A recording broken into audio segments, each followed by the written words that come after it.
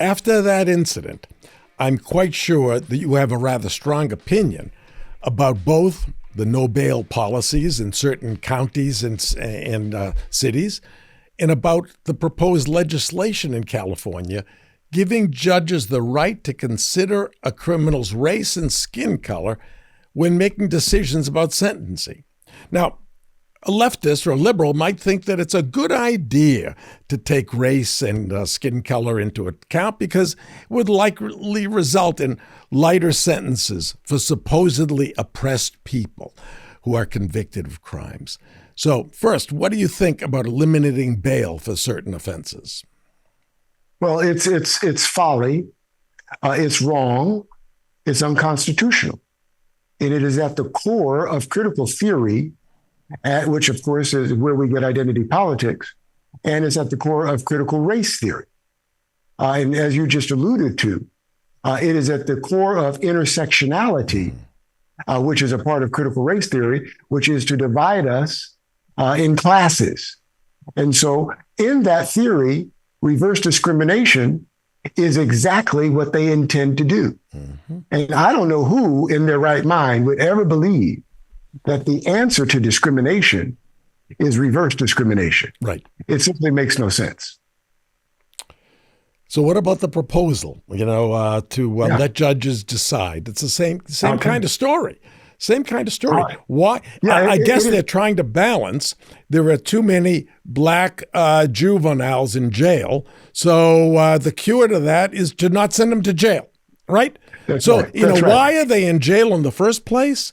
Probably for committing a crime against other black people in the neighborhood. Most of them are not black on white crime. It's black on black. So by letting these people out of jail early or no jail means that you're giving them the right and the opportunity to do more harm to black people.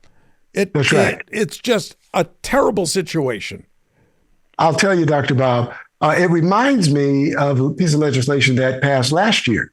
And I'll get to AB 872 in a moment.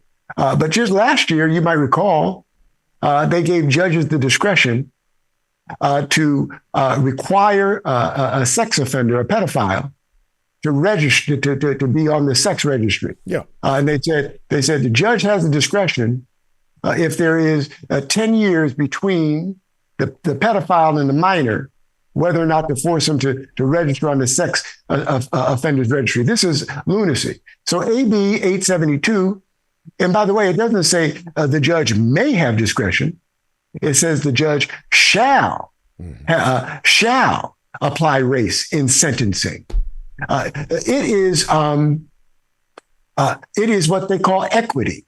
Yeah. It is fixing what they perceive to be an imbalance or injustice without actually understanding that the criminal justice system has failed. I don't care what color they are. It is no longer a rehabilitation system. Mm-hmm. Mm-hmm. And so instead of dealing with the issue of rehabilitation, because people who are in jail are in there for the most part, I believe it's a very high percentage, 98% or so, have actually done the crime and were convicted by a jury of their peers. Mm-hmm. Mm-hmm. So instead of looking at how to rehabilitate these folks who commit crimes, they're just interested in bringing about their version of equity. Right? Which is to impose what they believe the society should look like. Right. And at the expense of non-Black, non-Hispanic people. In other words, punish the white man. Yes. And let's make sure that Black boys and Hispanic boys don't pay the price of their behavior. That's so we can have an equal number of everybody in jail. Yeah. It makes no sense at all, because as a survivor of violent crime, it completely ignores the impact of their criminal behavior on, I don't like to call myself a victim, but that's a common term, on the quote unquote victims of their behavior. Mm-hmm. Mm-hmm. So families who have lost loved ones, families who have been harmed by their behavior, like you said, within the Black community, it's Black on Black crime. Within the white community, it's white on white, et cetera, all down the line. Forget about what has happened in that community and the brokenness that their behavior caused. All we're interested in is emptying out the jail. Yeah, yeah. That's all they're interested in.